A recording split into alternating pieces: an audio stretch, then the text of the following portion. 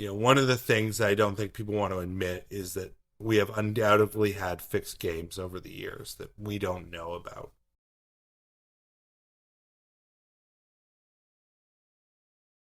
When we look at sports betting, how has this affected sports?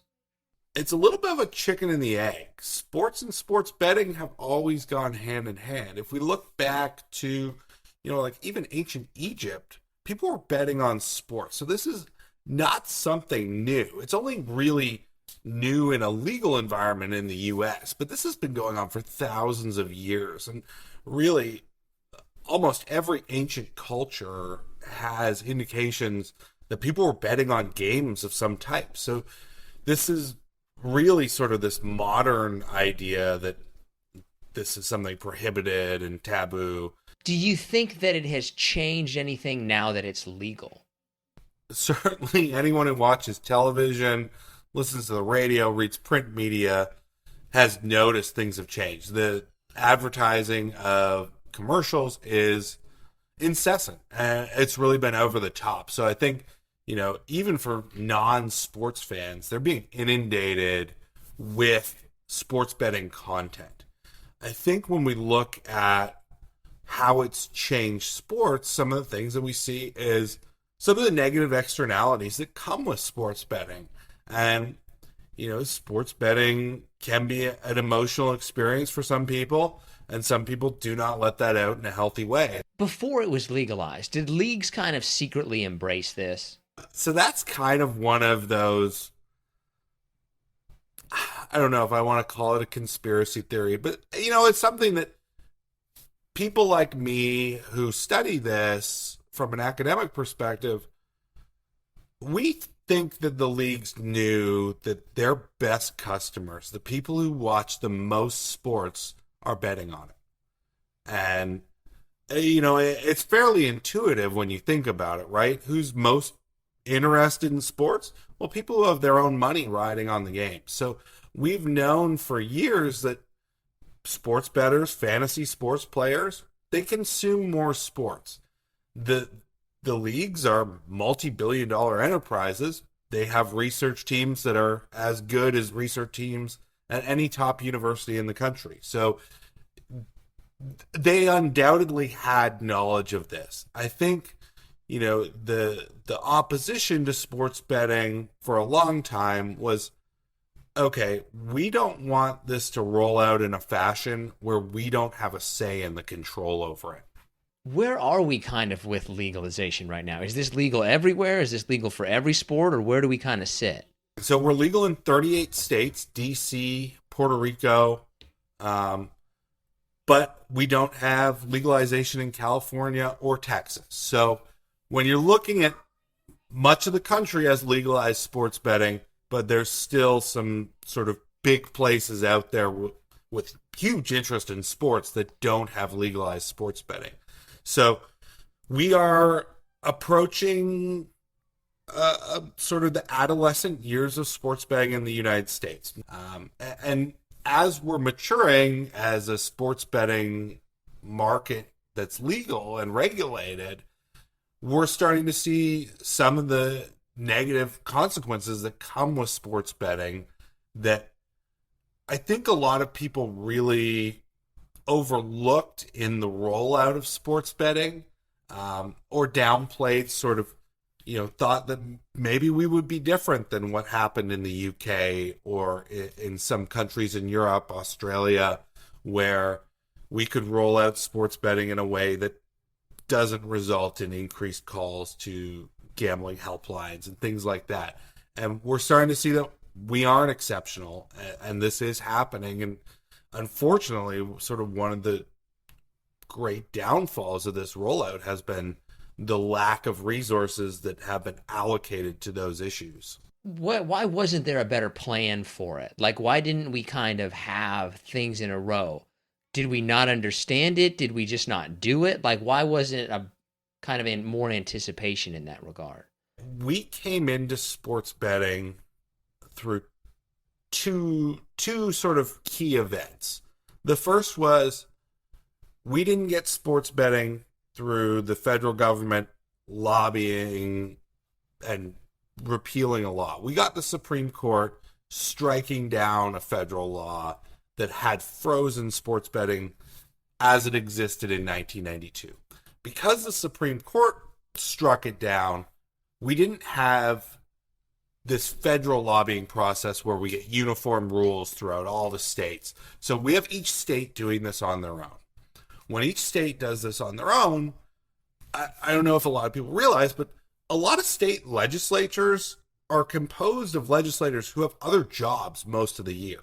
So they aren't experts on things, and they don't have sort of the same knowledge background as our federal legislators. So basically they rely on lobbying groups to tell them what to do. And I think, the gambling industry really rolled into town and was like, this is how you should do it. And so we got laws that are largely favorable to the gambling companies. And sort of the one big pushback that we saw was less so with regards to restrictions and more so with regards to tax rates. So states that did push back effectively pushed back saying, well, we're going to tax this at a very high rate. And so that's kind of how we've gotten here. And then the second factor that played a role in the rollout was the growth of daily fantasy sports. So if you watched TV back in 2015, around this time, the start of the NFL season, there was a daily fantasy sports advertisement being aired roughly every minute on television. And so FanDuel and DraftKings emerged as these new products. They looked a lot like sports betting. The companies lobbied very hard that they were not sports betting, that they were fantasy sports. And, one of the things that they did was they basically convinced the major leagues teams and leagues themselves that this wasn't going to end the world, and the leagues invested in them. It kind of sounds a little bit in the sense that like we did it more towards an eye of how do we tax this and make money off of it rather than how can we do this safely. Absolutely. And, the pandemic really, I think, exacerbated this. Every state was concerned that, their tax base was going to be permanently damaged. And this was a way of raising new revenue where it wasn't a increase in income tax. It wasn't an increase on property taxes. And, states saw this as a way that they could do things like raise teacher salaries, bringing in sports betting money. And there's certainly research that shows when states roll out gambling products to do things like raise teacher salary, that doesn't sort of typically hold up long term. And in fact, what tends to happen is they just spend the teacher salary money elsewhere, and we sort of revert back to the mean after a short time.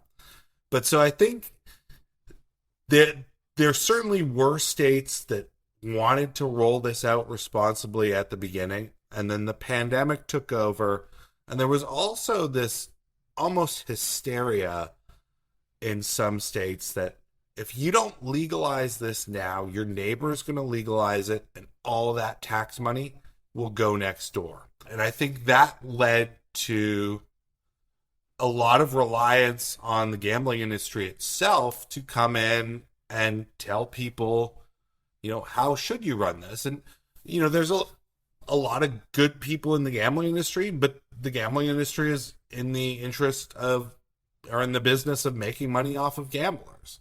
And there's no denying that. The states that haven't adopted it, why haven't they done it? I always sort of explain it as the states where this was going to be easy, it's been done. And it's going to be easy in places where there isn't a stakeholder that either opposes gambling or opposes how this would roll out. And so if we look at California, the issue in California is not that California doesn't want sports betting. It's California has a large number of gaming tribes that have casinos. And back the last election cycle, there was a ballot initiative, competing ballot initiatives, and one would have allowed the tribes to have sports betting on their properties. The other would have allowed online companies to come in. And billions of dollars were spent defeating these two initiatives. And each ran at around 20% popularity. So there's huge money in this. And so there's huge interest in ensuring that in a state like California, it rolls out how the stakeholders want it to roll out. And when you have the gaming tribes in California and the online gaming industry going head to head, those are two very well resourced groups fighting over this. And what ended up happening was essentially just blowing the whole thing up. The two were fighting so much they ruined it for both of them. Yes. When we look at Texas, Texas has a lieutenant governor named Dan Patrick who is a staunch opponent of gambling. So even as many stakeholders in Texas, including the Dallas Mavericks owner Mark Cuban, has come out in support of legalizing this, they have never been able to sort of get past the lieutenant governor. When you look at other places, a state like Utah has a large Mormon population and so has a religious opposition to gambling. Every state has that sort of unique reason why they haven't crossed that line right now. And so certainly, I think at some point, many of these states will legalize sports betting. The big question is what exactly will bring groups together to do this. When you kind of look at it, like, who's the bigger fish? Is it the casinos or is it the online? In California, it's the casinos. And that's one of the big things that a lot of people don't understand with sports betting. You hear billions of dollars wagered, but really the revenue from that historically is about 5%. So casinos aren't making, running a sports betting business isn't the best casino game that you can offer. You can do much better offering slots or something else than sports betting. But a lot of people sort of foresee the legalization of online sports betting as a gateway to online casino. And so brick and mortar casinos, like those that many of the California-based tribes own, would be severely hurt if online casinos were to come in, especially run by groups other than themselves. So there is very much this idea that if you give up on online sports betting, online casino is somewhere around the corner. And that could really be devastating for a lot of these tribal communities that rely on gaming revenue to do a lot of things for tribal members. Are there that many people gambling? So the amount of money being wagered is in the $100 billion range. That sounds like a ton of money. Is that a ton of money when you look? That's a ton of money being wagered. And I think it's more than a lot of people realized. Have any states really benefited from this? Like, you could point to this state and say, you know what? This has actually really helped people out in that state. I sounds like a no. Yeah, I mean, I don't think, if you are looking at states that have raised a lot of tax revenue from taxing sports betting, New York is at the top. They have exceeded their expectations, brought in more than $1 billion in tax revenue. They could undoubtedly do a lot of stuff with $1 billion. New York is a big state, so it doesn't go as far as they would in, say, Oklahoma. But $1 billion is nothing to shake a stick at. Is that offsetting everything else? Is that a great win? I don't know. I think it's probably premature to say. If you look at some of the other states, like if you look at a Delaware or Rhode Island, has it been worth it for them? I don't know. That $1 million, $2 million, $3 million, $4 million. It's a lot to me, but it's not a ton of money in revenue to a state. And there's a lot of costs that come with this. I mean, you have to create some sort of regulatory agency to oversee this. Those people need salaries and they have travel expenses and things like that. So, undoubtedly, there are jobs that are created by this, but in terms of, I don't think it's some huge boon for states all over the country. Are you ready for some harder / listener submitted questions? Sure. Has this been good or bad? So I'm in the camp that thinks this has been good. And the reason I say that is because we are watching it now.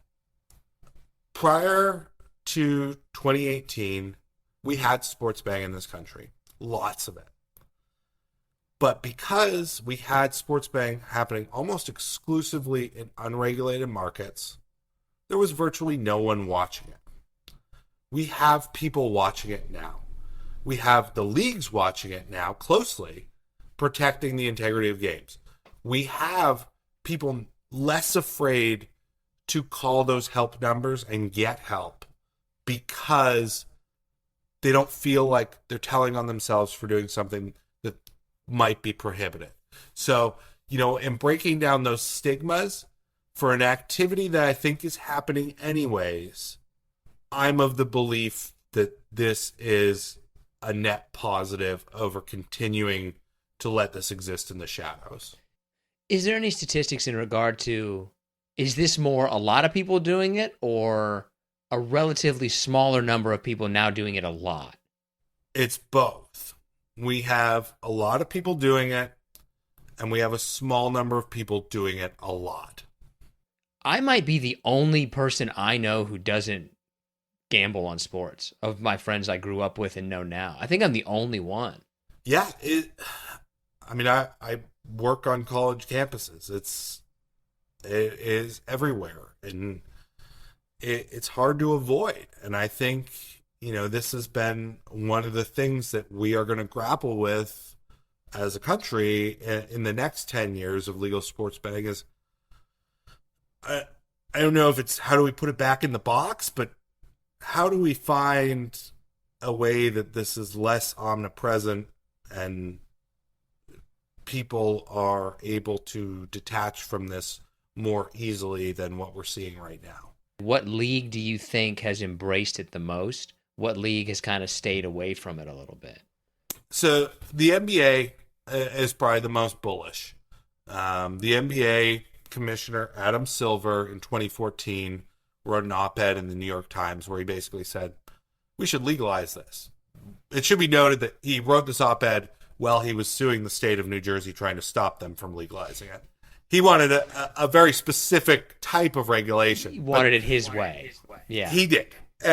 But he has been very vocal about how he sees the future of NBA basketball. And he has talked about, wanting fans to receive the opportunity to have unique bets in stadium and things like that. So the NBA, by and large, is of the 4 major professional leagues in the U.S., the biggest embracer of it. The NFL has always been the least bullish on it. And, I think some of that is the NFL has always been the most valuable league. They, as the most valuable, perhaps they have the most to lose from a gambling scandal. And maybe the NFL also knew that it has always been the league that gets bet on the most. So it's always had that out there. I wouldn't say they embrace it now, but they've come along to accept its existence. Thing you can't believe they allow people to bet on. Some of the Super Bowl prop bets, like color of the Gatorade, is not something that should be encouraged to be allowed in the regulated market, in my mind. One of the things that when we're regulating sports betting, we want to ensure that there's not a market for inside information, right? So a number of people know what color of the Gatorade is going to be. We don't want information like that. We don't want you to be able to bet on it. And many states don't allow betting on the color of the Gatorade, but some do.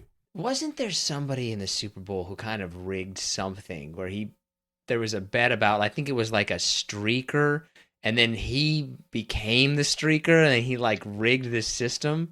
There are certainly stories about this. That perhaps my favorite one, and a good example of why I don't think we should allow these exotic one-off prop bets, is there was a goalie in one of the lower divisions of English soccer, and he was seen eating a pie on the sidelines, like a meat pie.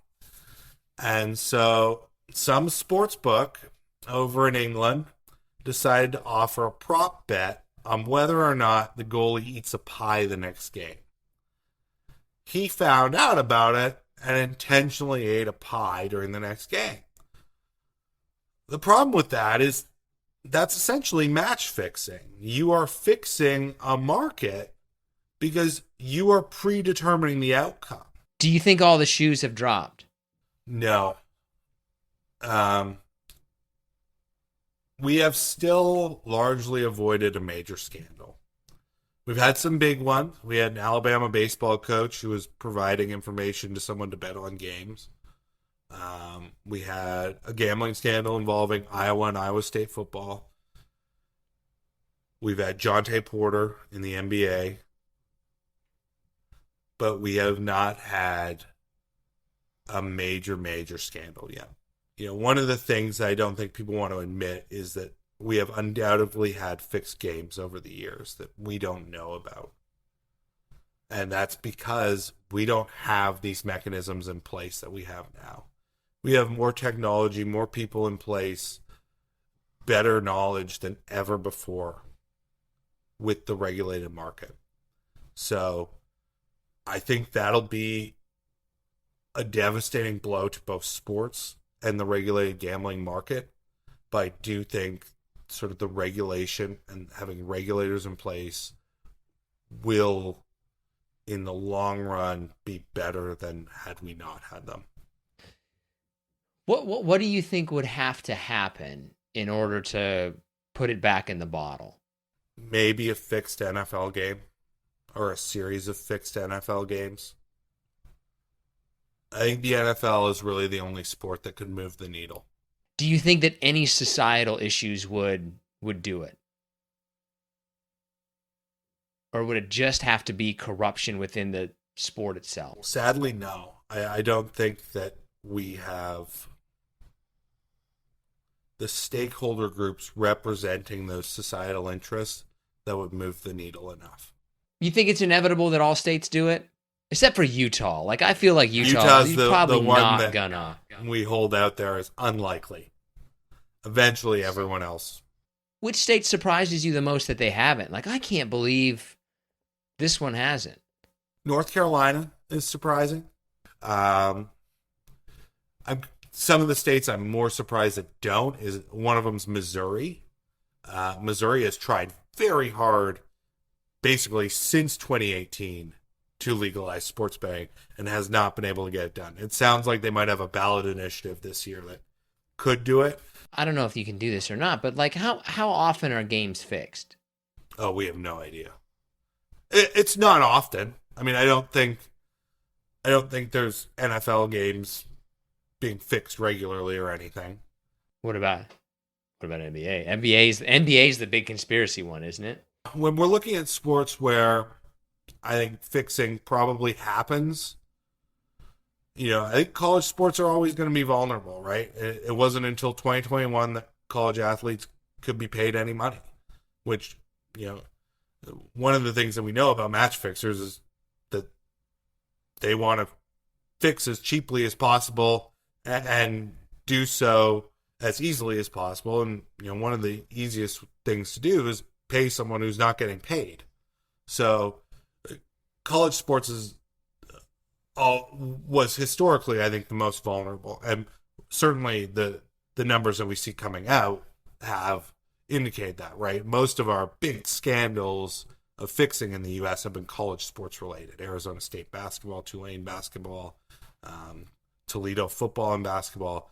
So, I think some of that market has probably been protected through college athletes being able to monetize their NIL rights and stuff. But, that's really, NIL deals are largely concentrated in big dollars in a small handful of athletes. So I still think, where we should be devoting a lot of our attention is to college sports and protecting athletes there.